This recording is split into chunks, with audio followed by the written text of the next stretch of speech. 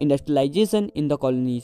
इस टॉपिक में हम पढ़ने वाले हैं कि ब्रिटेन ने जिन जिन कंट्रीज को कॉलोनाइज किया था उसमें इंडस्ट्रियलाइजेशन की प्रोसेस कैसी थी। और ऑफ कोर्स इसमें हम इंडिया के पर्सपेक्टिव से ही चीजों को समझने वाले हैं और बेसिकली हम इंडियन टेक्सटाइल को ध्यान में रखकर चीजों को पढ़ेंगे। मशीन्स आने के पहले इंडिया के कॉटन क्लॉथ की फाइन क्वालिटी के कारण इसकी पूरी वर्ल्ड में भारी डिमांड थी। इसके लिए सूरत से वेस्टर्न वर्ल्ड को और हुगली से साउथ ईस्ट वर्ल्ड को चीजें ट्रांसपोर्ट की जाती थी और इस पूरे नेटवर्क में इंडियन मर्चेंट्स का ही सबसे बड़ा रोल था। मर्चेंट्स इंडिया के अंदर ही वीवर्स को कपड़ा बुनने के लिए एडवांस देते थे और उनसे कपड़े को लेकर बंदरगाह में जाकर ट्रेड कर देते थे।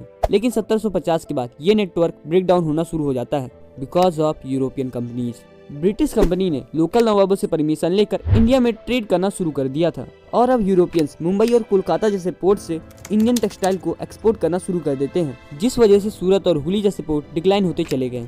What happened to viewers?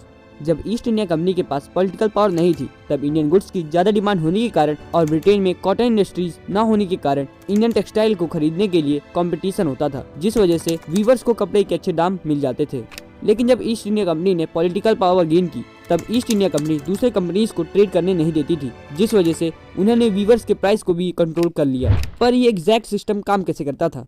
British company ने वीवर्स के ऊपर गुमास्तास के थ्रू कंट्रोल स्टैब्लिश किया था। गुमास्ता ब्रिटिश ईस्ट इंडिया कंपनी द्वारा ही अपॉइंट किया गया एक ऐसा ऑफिसर होता था जो वीवर्स को एडवांस देकर मैन्युफैक्चर गुड्स को कलेक्ट किया करता था और उसे एग्जामिन करके ब्रिटिश कंपनी को दे दिया करता था। पर गुमास्ता से एडवांस ले लेने के कारण वीवर्स को फुल टाइम काम करना पड़ता था और कभी कभी सप्लाई न मिलने के कारण गुमास्ता उनको पनिश भी किया करता था। Manchester come to India.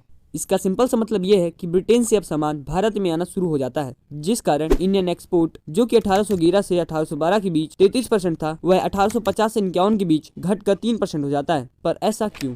जैसे जैसे समय बीता ब्रिटेन में इंडस्ट्रीज सेटअप होने लगी, जिस वजह से इंडस्ट्रियलिस्ट ने ब्रिटेन की गवर्नमेंट से डिमांड की कि इंडियन क्लॉथ का इम्पोर्ट बंद कर दिया जाए और उन्हें इंडिया में गुड बेचने के लिए परमिशन दे दी जाए। और ऐसा ही हुआ, ब्रिटिश कंपनी को इंडिया में ट्रेड करने की परमिशन मिल गई। इस वजह से 19वीं सेंचुरी में ब्रिटेन का एक्सपोर्ट बढ़ने लगा और इंडियन एक्सपोर्ट डिक्लाइन होता चला गया, जिसके कारण इंडियन वीवर्स को दो समस्याएं हुई। उनका एक्सपोर्ट मार्केट तो कोलैप्स हो ही गया था, साथ ही साथ लोकल मार्केट में भी वह सामान नहीं बेच पा रहे थे बिकॉज ऑफ मैनचेस्टर क्लॉथ। और यही नहीं, रॉ कॉटन की भी ब्रिटेन में ज्यादा डिमांड होने के कारण इंडिया से रॉ कॉटन ब्रिटेन में एक्सपोर्ट किया जाने लगा था, जिस वजह से इंडिया में वीवर्स के पास रॉ कॉटन की शॉर्टेज हो गई। यह थी आज की वीडियो। अगली वीडियो में हम बात करेंगे फैक्ट्रीज कम अप के बारे में। और अगर आपने यहाँ तक मेरी वीडियो देखी है तो आपको डिस्क्रिप्शन में हिस्ट्री के चैप्टर और मैप वर्क की पीडीएफ भी मिल जाएगी, तो डिस्क्रिप्शन में जाकर उसको जरूर से डाउनलोड कर लेना। और साथ ही वहाँ प्रीवियस ईयर क्वेश्चंस की भी मैंने पीडीएफ अपलोड कर दी है, तो जाकर उसको भी देख लेना। लेकिन नोट्स पढ़ने से पहले अगर आपको चैप्टर की समरी देखनी है तो राइट वाली प्लेलिस्ट में टैप करो, वरना लेफ्ट में आपको इसके फर्स्ट पार्ट की वीडियो मिल जाएगी।